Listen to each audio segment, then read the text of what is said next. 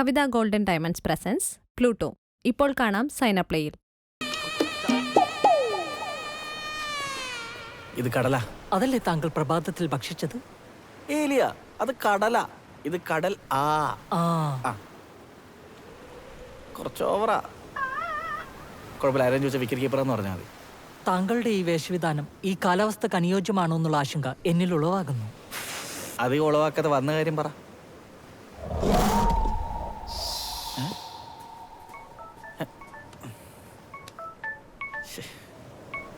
Hello. എവിടെ? വീട്ടിൽ കണ്ടില്ലല്ലോ. ഞാൻ ഇത്തിരി തിരക്കില്ല. നിനക്കൊക്കെ എന്തോ തിരക്കടേ. അത് വിട്, നീ എവിടെയെന്ന് പറ. ഞാൻ ഒരു കൂട്ടുകാരൻ്റെ കൂടെയാ. കൂട്ടുകാരന്? ഏത് കൂട്ടുകാരൻ? അത് നിനക്കറിയില്ല. എനിക്കറിയാത്ത. നിനക്കറിയാത്ത കൂട്ടുകാരനും എനിക്കുന്നു.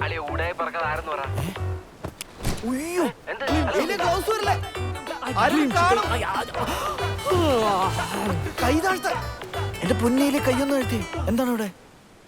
എന്റെ പേടകം സമുദ്രത്തിന്റെ ആഴങ്ങളിൽ എവിടെയോ ആക്കപ്പെട്ടിരിക്കുകയാണ്. പേടകോ? കണ്ണുപിടിക്കണ്ടല്ലോ. ഒടുക്കത്തെ വെയില്. ഞാൻ അസ്വസ്ഥനാണ്, കണ്ടെത്താനാകുന്നില്ല. ഓ, UFO. അതെനിക്ക് കണ്ടെത്താൻ കുറച്ചധികം സമയമെടുക്കും. അതുവരെ എന്ത് ചെയ്യും? എന്ത് ചെയ്യും? ഒന്നും പ്രതീക്ഷിച്ചിട്ടൊന്നുമല്ല. വേണമെങ്കിൽ എൻ്റെ കൂടെ കുടിക്കും.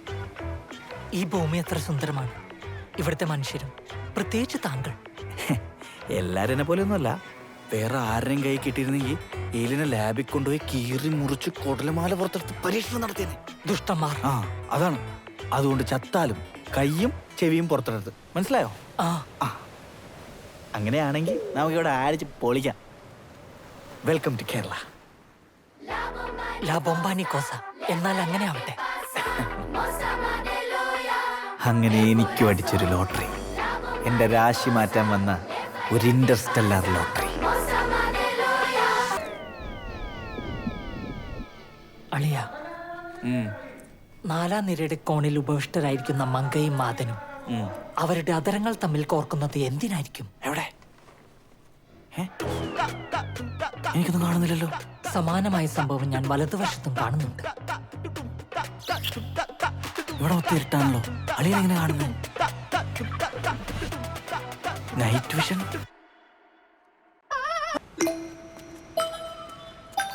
ഡോക്ടറെ ഒന്ന് നോക്കൂ. മാഡം, എന്ത് കിട്ടി? ഇന്ന് മുഴുവനും ഛർദിയായിരുന്നു. ഭക്ഷണം കഴിച്ചിട്ടുമില്ല. ഇതെപ്പോ റെസ്പോൺസും ഇല്ല. ഓക്കെ, പാനിക് ആവണ്ട കേട്ടോ, ഞാൻ നോക്കട്ടെ.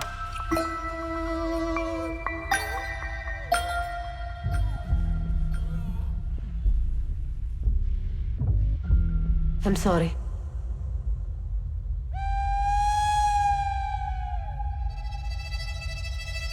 അവനോട് ഇനി ഞാൻ എന്താ പറയാ ഡോക്ടറെ?